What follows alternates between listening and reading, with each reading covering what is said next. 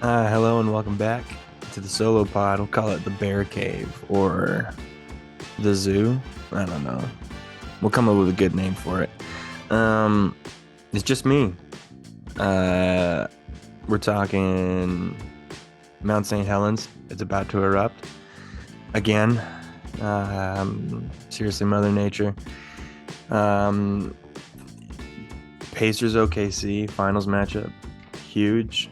We're talking Blue Jays, whether or not they're going to win it this year. Oh, and the CMDL Draft League, we're also going to talk about MVP snubs, Kendall Weens, Tyson Levitt, Jerry Alexander. And then we're going to dive into Boy. No, that sounds weird to say. Defensive Player of the Year. It's a mouthful, but it's like eating a Subway sandwich. Just say it. Defensive Player of the Year and Rookie of the Year, which I think are going to be even harder to break down than MVP matchups. I don't know. We'll see. Yeah, all in the next 12 minutes or less or more. I don't know.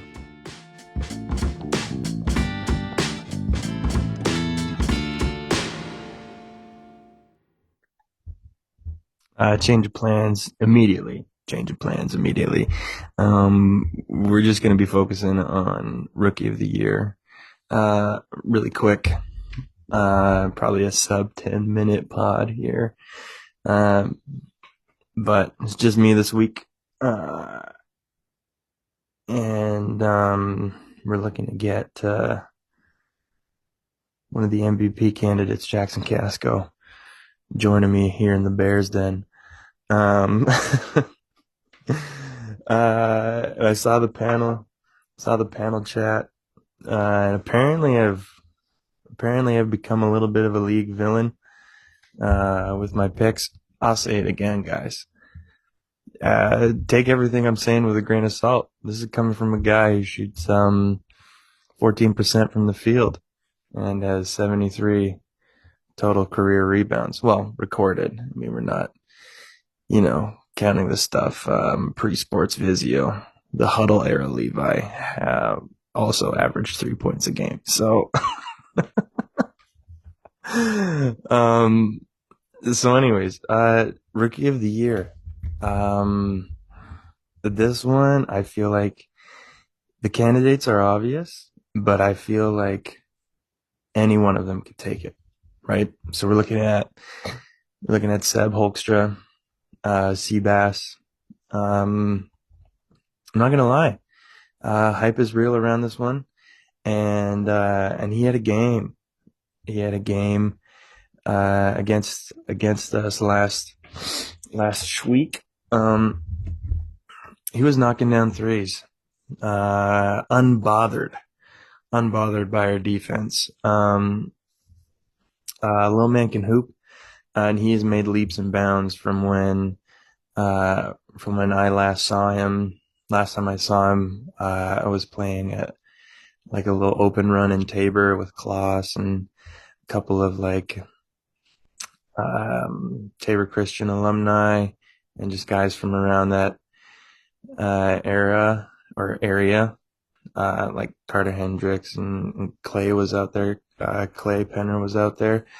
Um, and yeah, just like, like young high school hooper. But he's in full effect, full form. And the game just comes easy to him. He's got a lot of size on that team to pass him around the rock. And yeah, he takes on the scoring load for principal's office, which I think is really sick. It's also, as a father, it's cool to see the father son duo hoop out there on the court. And yeah, it's making Klaus look like a genius. And we'll see. Maybe there's some targets shifting in the league. Targets being moved off of Kendall and being put onto Billy, and then eventually maybe being put onto Klaus. He keeps on making these these really good teams. Um, that said, Zach Many Gray Horses, I will pull up his points per game. It's just really hard to argue with his production. 27.3 a game. That's just insane numbers. Yeah, Zach Many Gray Horses, he's just balling, balling on a different level. Um, yeah, hard to argue with that production and what he's doing over there with Devo's dogs. Shout out to Devo. Bark with me if you're my dog. He probably, I think Devo is one of my favorite guys to play with. Because he's tall, he can board. Last season, he's my defensive player of the year. Uh, and he's just like I think he had one of his best seasons ever last season with us. And I was so frustrated that we couldn't get it done together. Um, but yeah, man, he truly is. He truly is. Being on Devo's team is truly like just it's that dog mentality. It's almost like heat culture being on Devo's team. Um, yeah, absolutely love it. Um, we got to look at Milkesa. Again, taking on scoring load for Los Pollos Hermanos. Así me gusta. I, I mean, I always love it when the little guys in the league get into their bag, get deep. Yeah, a force on the perimeter, just as well on the offensive side. Um, so just a real bothersome son of a gun to bring the ball up against. And if he picks you up 94 feet, I mean, he's got the quickness to stay in front of you, poke the balls, jump in the lane, getting steals. Like, um, he's a menace, absolute menace to society. He can score for sure. Plus, we got to look at Jerry freaking Alexander. Apparently, I didn't give him enough love for the MVP. I had a chat with Bill, um, Big Bill Martin, and apparently, Justin and Billy are not MVP candidates, but Jerry is. And I went back, looked at the stats, looked at the pie ranking, and I proceeded to eat crow that night for my nighttime snack. Sorry, Jerry, didn't give you enough love. Here's all the love you want.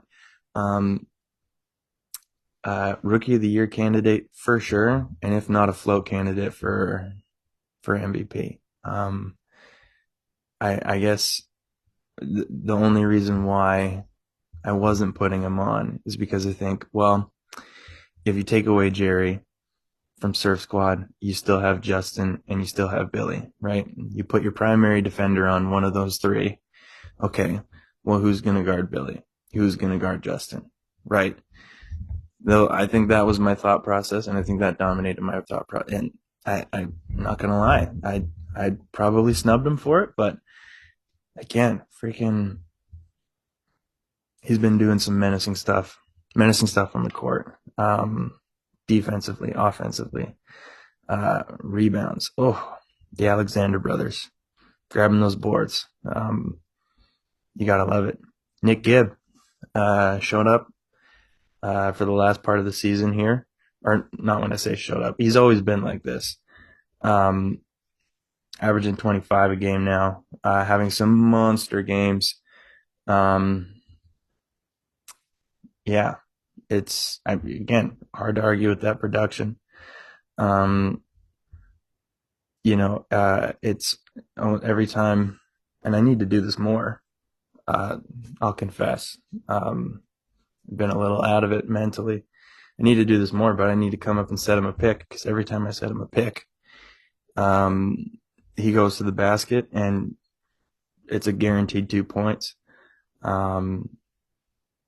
So I'm just going to be setting picks on Kyle Mitchell all Sunday long, because Kyle's a bum. I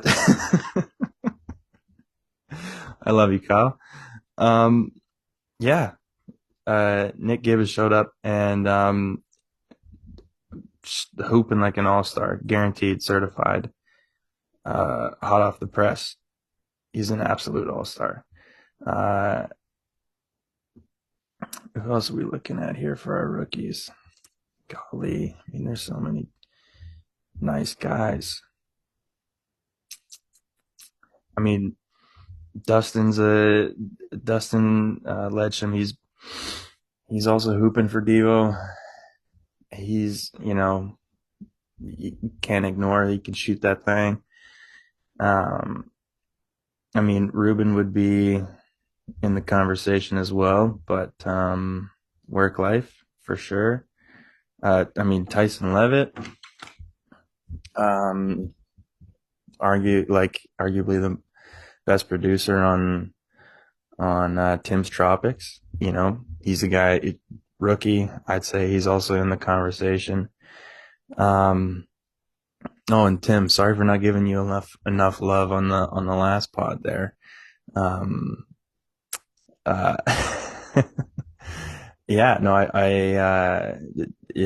Tim and I had a good conversation about leaving his entire team off the MVP ballot. 5 spots, however many teams we got in the league. I can't do math this early in the morning, but um, there's a guarantee one team wasn't going to make the cut. And again, fellas, remember 14% from the field. We're all good. It's all love.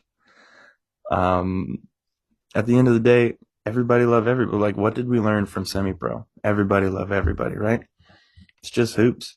It's just a guy talking to a camera at 7:50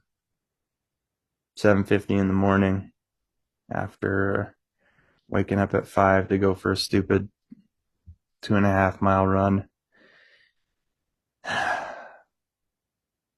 Am I having an existential crisis on the pod? Yeah, like this. Tony on Dirty Mike and the Boys. Golly, uh, infinite range.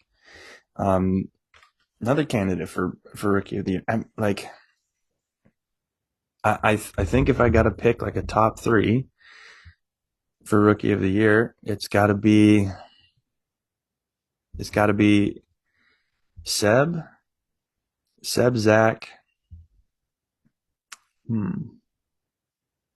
Yeah, it's got to be Seb, Zach, Jerry, and then that ballad's got to be that it has to be Seb, Zach, Jerry, Milkesa, Nick, and I'm content if any of those guys win it.